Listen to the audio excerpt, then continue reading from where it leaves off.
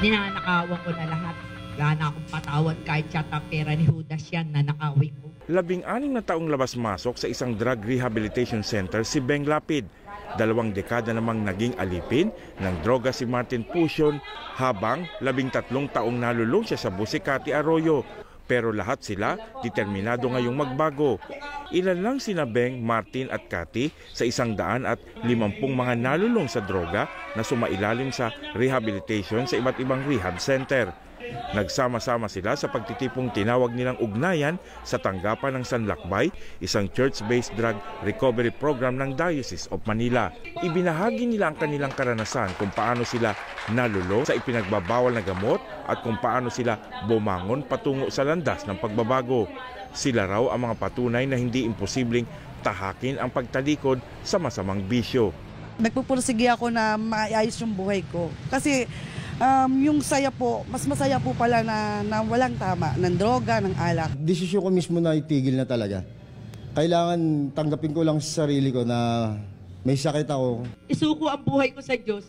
Wala na eh. Sa pinakahuling survey ng Social Weather Station o SWS, 7 sa bawat 10 Pinoy ang nagsabing nababawasan ang mga gumagamit ng droga sa kanilang komunidad. Lumabas din sa survey na 75% sa mga Pinoy ang nagsasabing dapat hinuhuling buhay ang mga drug suspect at hindi pinapatay.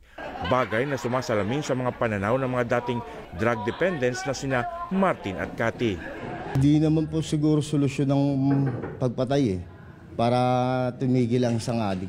Sang-ayon din sa kanila ang tagapagsalita ng PNP.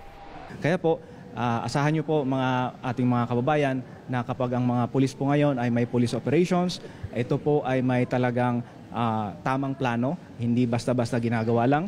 Ito ay may paggalang sa karapatang pantao. Ayon sa Executive Director ng Sanlakbay na si Father Bob de la Cruz, ang tagumpay ng mga dating drug dependents na magbago ay patunay lang na may pag-asa sa likod ng droga. Merong buhay after addiction, no? Actually, bagong buhay yun. Ayon pa kay Father Bobby, ang mga kwento ni na Martin, Cathy at Beng ang magsisilbing aral at inspirasyon sa marami para talikuran ang droga at magbagong buhay. Abner Mercado, ABS-CBN News.